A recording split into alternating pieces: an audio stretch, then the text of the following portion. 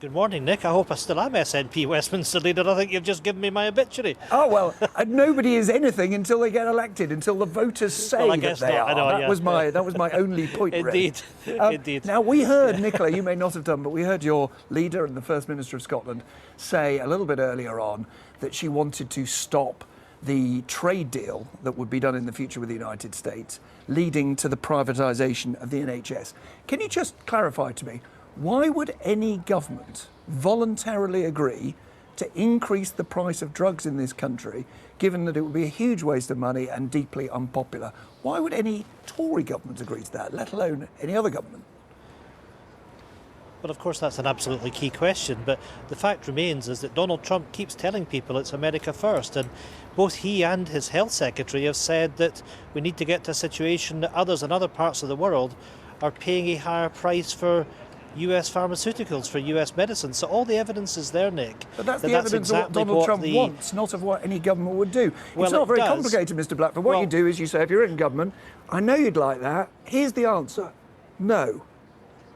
Well, but the fact is, we've got an opportunity in Parliament, if we back the SNP's bill, to make it clear that we're not prepared to see our NHS being used as a bargaining counter. We're not prepared to see the services and the procurement of the NHS opened up to competition, and for all of us to be paying a price, to give US corporates the opportunity through the dispute resolution mechanism to have a hold over our National Health Service. And I think it's right that we protect it by passing the necessary legislation. That's in the interests of not just Scotland but other parts of the United Kingdom to do that as well. But is that really legislation that's needed, or is it legislation as a press release? It's a way of saying, look at us, we really are very passionate about the NHS. What actual difference would it make?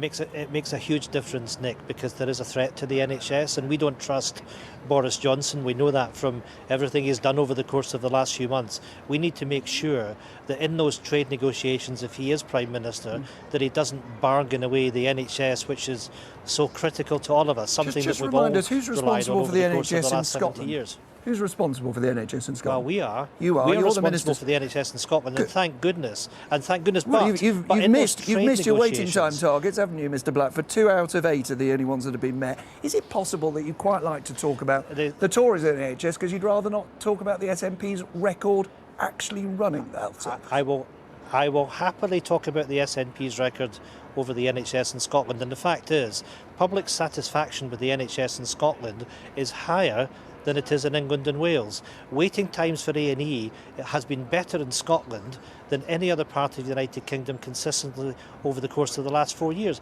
We need to invest in the NHS, we need to make it even better than it is. But I'll tell you what, our record stands very fair comparison with other parts of the United Kingdom. Well, am I right that you have only met 2 out of your 8 waiting time targets? Well, look, at the end of the day, there are areas where we need to make sure that we deliver across all fronts. Is that a fact? When you look, but Nick, let me say to you, when you look at cancer treatment, for example, 85% of those that are getting cancer treatment in the NHS in Scotland are satisfied with the treatment they're getting. The simple fact is, when I talk to my constituents, when I talk to people throughout Scotland, they recognise that the NHS in Scotland is delivering. Are there areas that we wish to improve upon? Yes, there are. We have an outstanding health secretary in Scotland. Well, there was an independent report, wasn't there? An independent report just a few days ago suggesting that the numbers simply don't add up. You've got a £1 billion maintenance backlog. The capital budget in NHS Scotland has fallen by more than 60% over the last decade. It seems to me if you were that proud of your record on the NHS, you'd probably talk about it a bit more and not always talk about the Tories who don't actually run the NHS in Scotland. I'm making it clear I'm very happy to do so. If you look at the number of nurses, the number of doctors, the number of operations, the spending in the NHS in Scotland, what's holding us back is austerity from Westminster over the course of the last 10 years. It's Westminster that controls our budget. But you know, when I talk to people, and I would recommend that the BBC gets out and talks to constituents here, people are very satisfied with the performance of the NHS in Scotland. The SNP have been in government in Scotland since 2007. We've won the last 3 elections. We won the elections to the European Parliament. We've won the last 2 Westminster elections.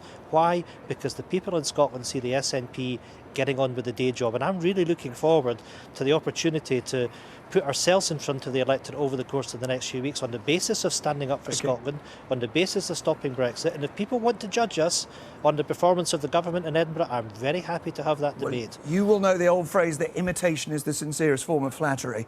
Jeremy Corbyn one day talks about the threat of a US trade deal to the National Health Service. A week later, the SNP say, oh, that's a very good idea. Let's talk about that. It was Labour's point, this, wasn't it? You've just jumped on that bandwagon. Not at all. We were waiting for our campaign launch today, and the fact is that we are bringing forward a bill. We are streets ahead of the opposition. And you know, when you talk about Labour, the fact is that many of the things that Labour are talking about today, free tuition, free personal care, these are things that we're delivering in Scotland. It's Scotland that's leading the way in the United Kingdom, and we need to make sure that that journey that we've been on with devolution over the last 20 years, that we complete with independence, because that's the way that we deliver for the people of Scotland. I'm afraid what you've got is the comparison of flattery that's coming from the Labour Party, not the other way around. Ian Blackford, thanks so much for taking the time to join us.